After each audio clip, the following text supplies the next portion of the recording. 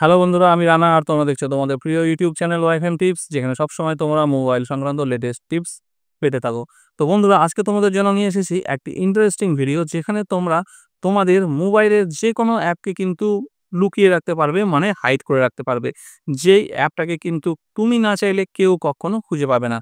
তো বন্ধুরা, এই জিনিসটা কিন্তু আমাদের খুবই প্রয়োজন হতে পারে বিভিন্ন সময়, যখন আমরা আমাদের মোবাইল কোনো প্রিয়জনকে দিই, বন্ধু-বান্ধব হতে পারে, সেটা নিজেদের গার্লফ্রেন্ড বা বয়ফ্রেন্ডকেও দিতে পারি, বা পরিবারের যেকোনো কাউকে দিতে পারি। হয়তো কোনো একটা অ্যাপ এমন আছে যে অ্যাপটা চাও না তুমি যে তারা কেউ খুলে দেখুক বা খুঁজে পাক।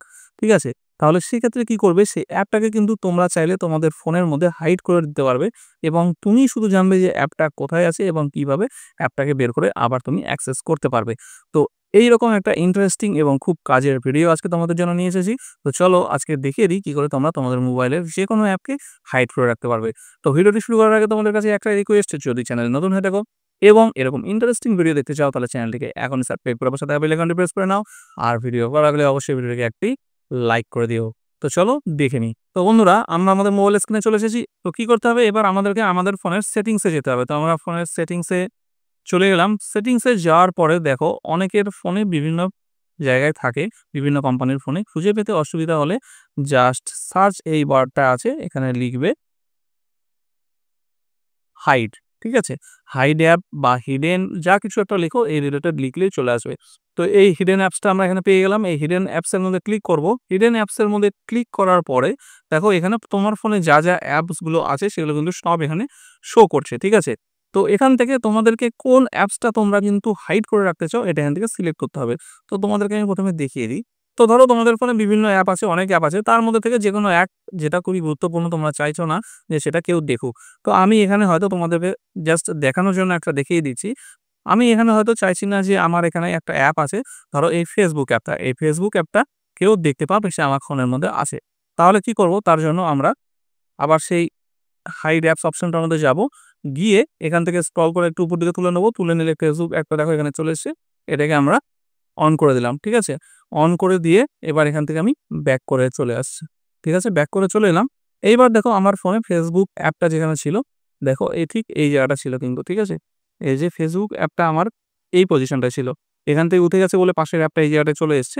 ফেসবুক অ্যাপটা কিন্তু এখন দেখো আমার ফোনে আর কিন্তু কোথাও দেখতে পাচ্ছ না। দেখো কোথাও কিন্তু নেই। ঠিক আছে? তো তোমরা দেখো কোথাও নেই। আমি শব্দ বদলে তোমাদেরকে স্ক্রল করে দেখিয়ে দিলাম। কোনো পেজের মধ্যে কিন্তু ফেসবুক অ্যাপটা নেই। তাহলে এবার ফেসবুক অ্যাপটা কোথায় গেল? তাহলে এই অবস্থায় কিন্তু তোমরা যে কাউকে ফোন দিতে পারো, ফেসবুক কিন্তু সে খুঁজে পাবে না। শুধু তুমিই জানো কোথায় আছে। কি করে জানবে? যদি অ্যাপটাকে আবার ফিরে পেতে চাও, তাহলে কি করবে?